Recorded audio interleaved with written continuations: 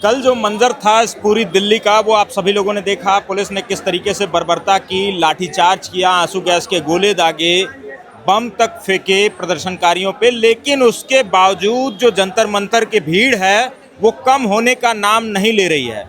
यानी कि जो युवा हैं, जो यूथ हैं, वो लगातार इस लड़ाई को लड़ना चाहते हैं जब तक धर्मेंद्र प्रधान इस्तीफा नहीं देते। इस भीड़ को देखिए, ये भीड़ बता रही होगी भगदड़ के बाद, लाठीचार्ज के बाद लगातार भीड़ यहाँ पे आ रही है। लगातार आंदोलनकारी युवा अलग अलग राज्यों से, अलग अलग जिलों से लगातार यहाँ पहुँच रहे हैं और अपना विरोध प्रदर्शन दर्ज करा रहे हैं।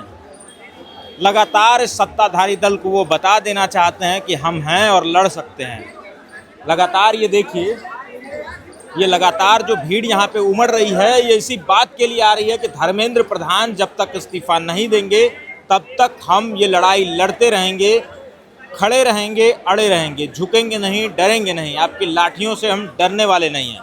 ये तमाम युवा इस बात को कह रहा है और सरकार भी लगातार अपनी बातों पे अड़ी हुई है कि हम भी डरने वाले नहीं हैं, हम भी झुकने वाले नहीं हैं। सरकार भी लगातार इस बात को कह रही है कि तुम्हें जितना विरोध करना है, जितना धरना देना है दो, लेकिन इस्तीफा नहीं होगा तो नहीं होगा। ये तमाम यूथ हैं, तमाम लोग हैं। इन्हीं लोगों में से कुछ लोगों से बातचीत करेंगे। बात करने आया था बाहर। ठीक है, क्या नाम है भाई? रोनित, कहाँ से आए हो? बिहार से। बिहार से। यार कल इतना लाठीचार्ज हुआ, उसके बावजूद भी जो है हौसला इतना बनाए हो, इतनी उम्मीद बनाए हो, फिर चले आए। क्यों नहीं? आप बताइए कि नॉर्मली स्टूडेंट अपने हक के लिए भी लड़ रहा है तो उसके लिए लाठी, गोली और स्टन ग्रेनेड का सामना करना पड़ रहा है। ठीक है, और जाहिर सी बात है कि मार खाने के बाद स्टूडेंट का हौसला कभी परास्त नहीं होगा। ठीक है, अगर हम आगे भी लड़े, कल भी लड़े थे, आज भी लड़ेंगे, आगे भी लड़ेंगे, जब तक धर्मेंद्र प्रधान इस्तीफा नहीं देगा। सिर्फ धर्मेंद्र प्रधान नहीं, धर्मेंद्र प्रधान के अलावा जितने जो भ्रष्ट केंद्रीय मंत्री है, ठीक है, जैसे नितिन गडकरी, जो सड़क मंत्री, परिवहन मंत्री बनने के बाद भी वो पेट्रोलियम की बात करता है। क्यों बात करता है? और उनके मुखिया मोदी जी उसके बारे में एक शब्द कुछ नहीं बोलते हैं, ना प्रेस कॉन्फ्रेंस जारी करके बताते हैं कि भाई हमने स्टूडेंट पे लाठियाँ क्यों चलवाई। इथेनॉल में E20, अदर जितने भी विकसित देश है उसमें 5 to 10% वो इथेनॉल मिक्स कर रहे हैं, बट ये धांधलीबाजी कर रहे हैं जैसा है। ठीक है, और हमारी जो कल मार खाने के बाद भी आज भी हम डटे हैं, और जब भी आगे ऐसा करेंगे हम सारे स्टूडेंट यहाँ लगातार लड़ाई लड़ेंगे, यहाँ आएंगे, विरोध दर्ज कराएंगे अपना। क्या नाम है भाई? शुभम नाम है मेरा। कहाँ से आए हो? लुधियाना से, पंजाब। लुधियाना से। कब आए थे, आज या कल ही आए थे? आज ही आए। आज आए हो, ये देखने के बाद कि यहाँ इतनी बर्बरता हो रही है, पुलिस लाठियाँ चला रही है। हमारी ट्रेन छूट गई। अच्छा, ट्रेन छूट गई थी तो आज आ गए। आज आ गए। चाहे अब जो क्या मर्जी होगा हो। आगे की अब प्लानिंग क्या है आप लोगों की? बस डटे रहना, जिद में अड़े रहना जब तक इस्तीफा नहीं देते। छोड़ना लगता नहीं है, लगता है कल मतलब इतना बड़ा विरोध प्रदर्शन, इतना बड़ा हुजूम इस दिल्ली की सड़कों पे उमड़ा था, कोई रिस्पॉन्स नहीं आया, कुछ नहीं आया। पर कोई बात नहीं, कब तक नहीं आएगा। हम जिद पे अड़े रहेंगे, एक जाएंगे, लाठीचार्ज करेंगे, जो मर्जी कर ले, सब जिद पड़ेंगे। कहाँ जाएगी इतनी जनता? सुनना ही पड़ेगा। सुनना पड़ेगा।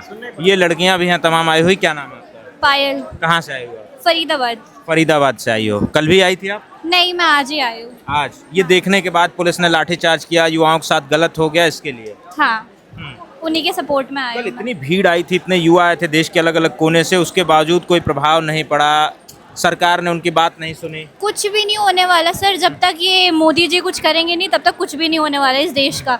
इतने सारे पेपर लीक हो रहे हैं, SSC के पेपर लीक होते हैं, नीट के पेपर लीक होते हैं। मेरे भाई ने नीट का पेपर दिया, लीक हो गया, वो इतना टेंस्ड हो गया उसकी वजह से। मैंने दिल्ली पुलिस के पेपर दिया, उसमें सीटें बिक जाती है। क्या फ़ायदा ऐसे एजुकेशन मिनिस्टर का जब कुछ हो ही नहीं सकता इस देश में? तो इसे कल इतनी भीड़ आई थी, उसके बावजूद सरकार ने नहीं सुनी, इस्तीफा शिक्षा मंत्री ने नहीं दिया, तो फिर अब क्या उम्मीद है, कैसे लगता है? सर बस एक होप है, क्या पता कुछ चेंज आ जाए, इसी वजह से आज भी आए थे।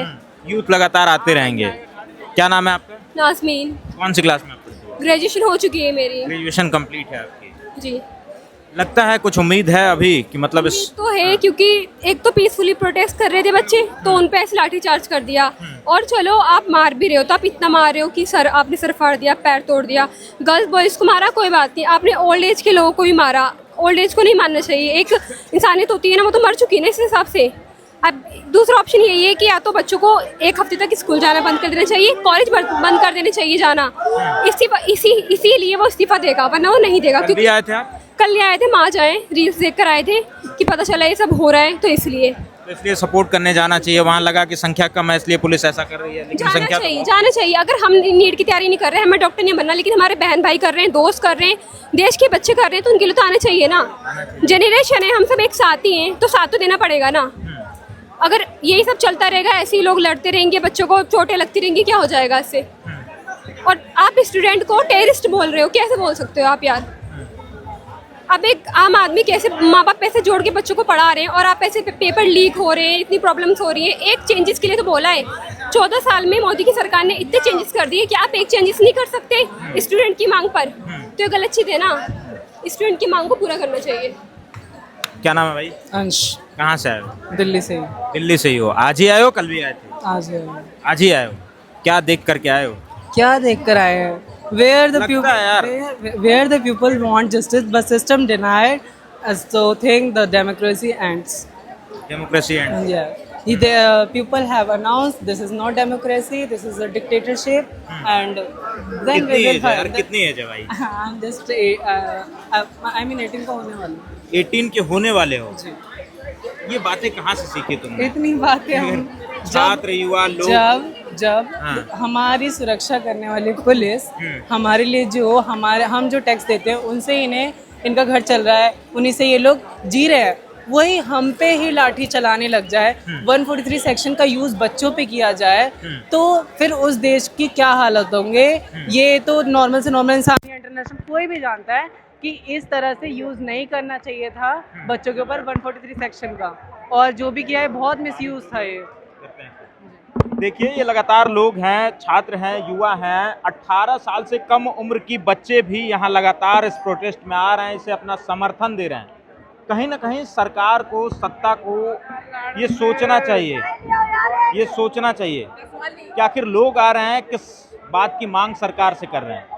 क्या उनकी जो मांग है वो नाजायज़ मांग है?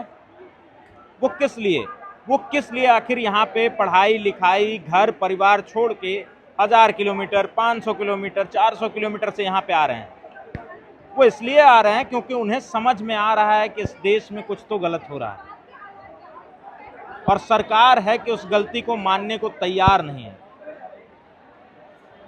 अब देखना ये होगा कि कल जिस तरीके का प्रदर्शन यहाँ पे हुआ, जिस तरीके की बर्बरता उन छात्रों के साथ पुलिस वालों ने की, उसका क्या कुछ निष्कर्ष निकलेगा। क्या सरकार इस बात को स्वीकारेगी कि हमने गलती की है, हमें छात्रों पे लाठीचार्ज नहीं करना चाहिए था? इस बात को क्या वो समझेगी, एक्सेप्ट करेगी कि हाँ हमसे गलती हुई है? अगर करेगी तो कब करेगी? कल जितने लोग इस आंदोलन में हताहत हुए हैं, कुछ लोगों के पैर टूटे, कुछ लोगों के हाथ टूटे, गंभीर चोटें लगी हैं, सिर फोड़ा गया, तमाम चीज़ें हुई, तमाम तरीके से बर्बरता की गई है। सरकार आखिर कब देखेगी? क्या वो देख नहीं रही होगी? जानबूझकर अनसुना करने का मतलब क्या है? इस देश का युवा, इस देश का छात्र क्या मांग रहा है आपसे? केवल एक इस्तीफा। अगर आप इस्तीफा दे देते हैं, दिलवा देते हैं धर्मेंद्र प्रधान का इस्तीफा, ये छात्र शांतिपूर्ण तरीके से अपने अपने घर चले जाएंगे। लेकिन सरकार झुकने को तैयार नहीं है। ये लगातार देखिए, ये किसान यहाँ पे अब लगभग पहुँचना शुरू हो गए हैं। देखिए, किसान लगातार अब यहाँ आ रहे हैं। दिल्ली के जंतर मंतर पे तमाम और जो संगठन हैं, जो गैर राजनीतिक हैं, वो आकर के छात्रों के इस धरने को समर्थन देना शुरू कर चुके हैं। कल जो आंदोलन था, कल जो भीड़ थी, कल जो हुजूम इस दिल्ली की सड़कों पे उमड़ा था, वो तो एक झांकी कह सकते हैं कि वो केवल एक झांकी थी। असली हुजूम उमड़ना तो अभी शुरू हुआ है। तमाम जो संगठन के लोग हैं, तमाम जो माता पिता हैं, जिनके बाल बच्चे हैं, वो सभी लोग अगर इस दिल्ली में आ धमके तो इस दिल्ली की क्या स्थिति होगी, इस सरकार की क्या स्थिति होगी? ये सरकार को तो सोचना होगा। और सरकार केवल एक इस्तीफे के लिए अड़ी हुई है कि हम इस्तीफा नहीं दिलवाएंगे। सरकार एक इस्तीफा दिलवा दे, पूरा मसला खत्म हो जाएगा। ये छात्र जो लगातार पिछले 1 महीने से सड़कों पे सो रहे हैं, यहाँ वहाँ जा कर के लंगर चल रहे हैं, तमाम चीज़ें उसमें जा कर के खा रहे हैं। यार, पढ़ने लिखने वाले बच्चे हैं, सरकार आखिर उनके दर्द को, दुख को कब समझेगी? कलम किताबें छोड़ करके यहाँ आए हुए हैं वो आखिर किस लिए? आपसे क्या मांग रहे हैं? इस देश की शिक्षा व्यवस्था में सुधार कर दो, अच्छा शिक्षा मंत्री बनाओ, नौकरियां मिले, रोजगार की व्यवस्था करो उनके लिए। फिलहाल देखते हैं इसके बाद अब क्या होता है, क्योंकि यहाँ की जो भीड़ है वो कम नहीं हो रही है, बल्कि कल के आंदोलन के बाद, कल जो पुलिस की बर्बरता हुई है उसके बाद लगातार बढ़ रही है। और ये भीड़ इसी तरह बढ़ती रही तो कहीं ऐसा ना हो कि इस देश में गृह युद्ध जैसे हालात पैदा हो जाएं।